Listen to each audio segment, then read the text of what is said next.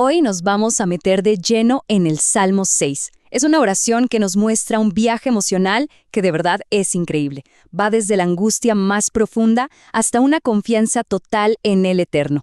Vamos a explorar juntos cómo ese temor puede realmente transformarse en fe. Miren cómo arranca el Salmo, con un ruego que se siente casi desesperado. David se dirige a el Eterno, pero no desde la confianza, para nada, sino desde un lugar de miedo muy, muy profundo. ¿Se imaginan lo que es sentir que el propio sufrimiento es un castigo divino?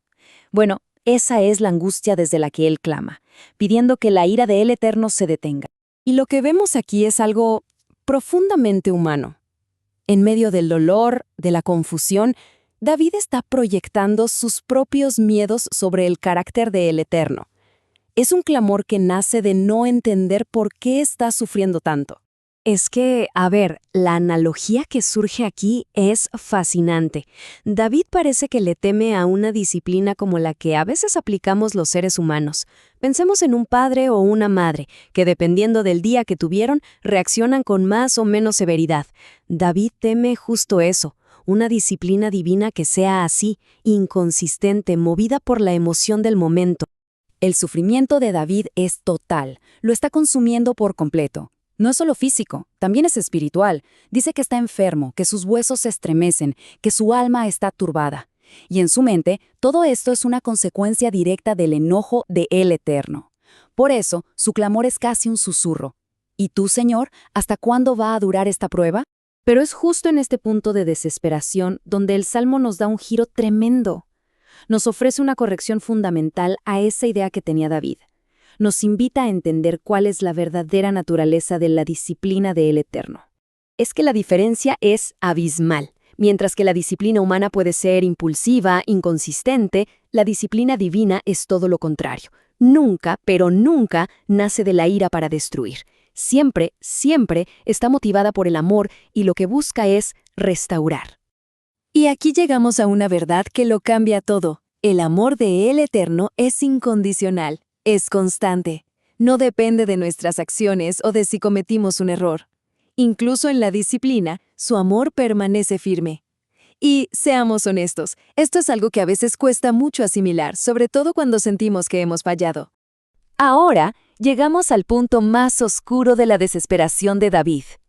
Y es justo aquí, sin que él lo supiera, donde se tiende un puente fascinante entre el Antiguo y el Nuevo Testamento.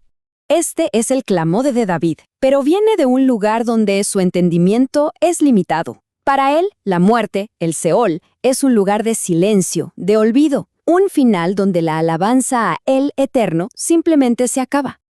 Y es clave entender esto, Esta visión de David, muy parecida a la de Job en su momento, no es una revelación divina sobre el más allá. Es la voz de la frustración humana, de la tristeza. Es que David no podía saber qué había después de la muerte, por una razón muy simple. Nunca había estado ahí. Y aquí es donde la historia da un giro espectacular, porque el único que puede hablar con total autoridad sobre lo que hay después de la muerte es aquel que la venció, Yeshua.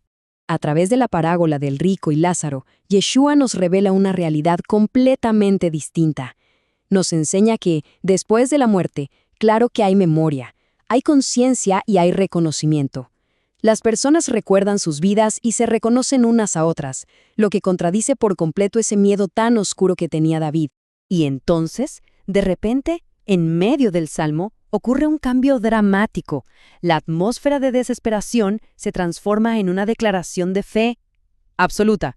Justo antes de este cambio, David usa una hipérbole, una exageración poética, para describir la profundidad de su dolor.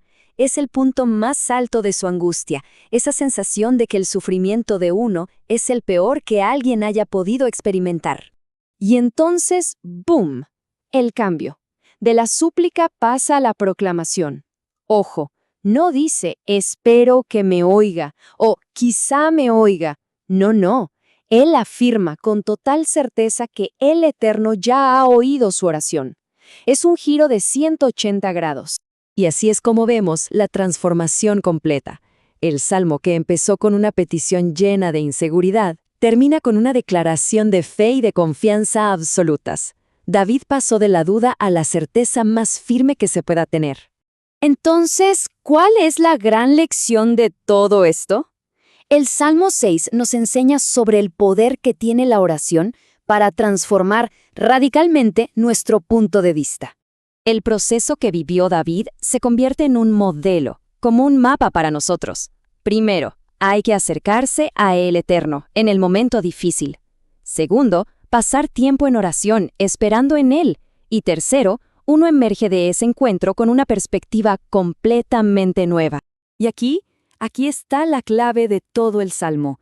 Es muy probable que la enfermedad de David no desapareciera en ese instante, que sus enemigos siguieran ahí. Lo que cambió radicalmente no fue su situación de afuera, sino su estado de adentro. El temor fue aniquilado y en su lugar apareció la confianza. Y así, el Salmo 6, escrito hace miles de años, nos deja con esta pregunta que es increíblemente relevante para hoy.